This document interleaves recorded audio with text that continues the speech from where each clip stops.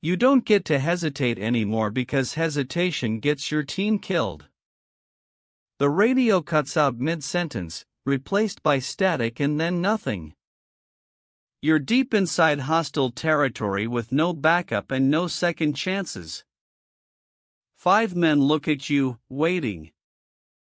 One decision and someone doesn't make it home. Now you understand the truth.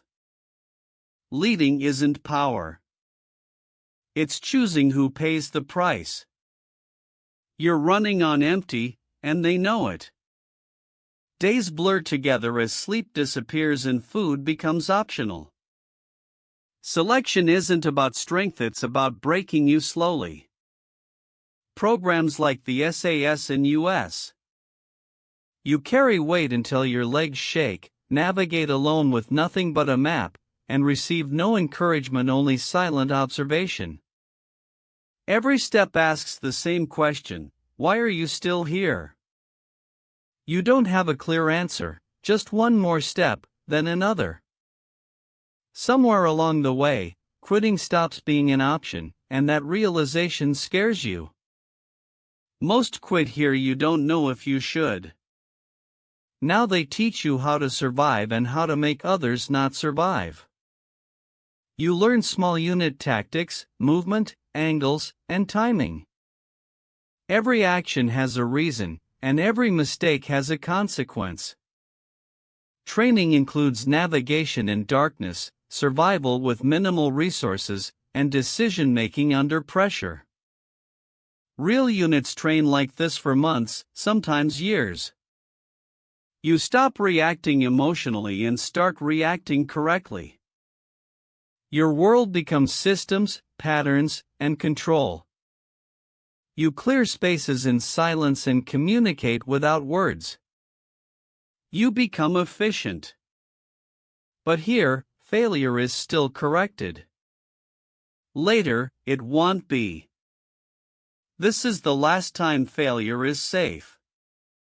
You cross the line for the first time with no announcement and no moment of glory, just quiet movement into a place you're not supposed to exist. Your mission isn't combat, it's observation. Surveillance and intelligence gathering. Real-world operations often begin like this: low visibility, low noise, high importance. You watch and listen as every sound feels louder and every shadow feels closer. Your heart races, but you don't show it, because fear spreads fast. There are no resets now, no second attempts, only outcomes. You're no longer preparing, you're no longer training, this is real. Now they trust you not with words, but with responsibility. You take point, move first, and others follow your timing. Experienced operators handle critical roles because consistency saves lives. You feel sharper, faster, more aware. But the pressure shifts. It's no longer about your performance, it's about avoiding mistakes. One mistake doesn't just affect you, it exposes everyone. You check everything twice, then again. Perfection isn't expected, it's required. Now, others depend on you staying perfect. You're no longer just executing, you're deciding. As second in command, you step in when leadership hesitates or disappears. You begin making calls, small at first, then bigger ones. Real teams rely on the 2IC to stabilize chaos during operations. You start seeing your team differently, not just as teammates, but as responsibility. You think ahead, notice risks earlier, and understand that the safest choice isn't always the mission objective. That's when it hits you: mission success and team survival aren't always aligned. One day, you'll have to choose. You feel the weight of decisions for the first time. Now it's all on you. You plan missions, assign roles, and control movement and timing. Real team leaders make decisions in real time with incomplete information. You brief your team, and they listen not because they have to, but because they trust you. That trust is heavier than fear. Every decision becomes permanent. You direct movements, choose when to act, and sometimes when to pull back. But there's no perfect decision, only consequences. You give the order and live with it. Now the missions change. Less visibility, more risk. Some operations may never be acknowledged and remain classified for decades. You operate without identity, no official presence, no public record. If something goes wrong, no one is coming. No rescue. No recognition. You feel the isolation deeply. Even surrounded by your team, you carry the full picture alone.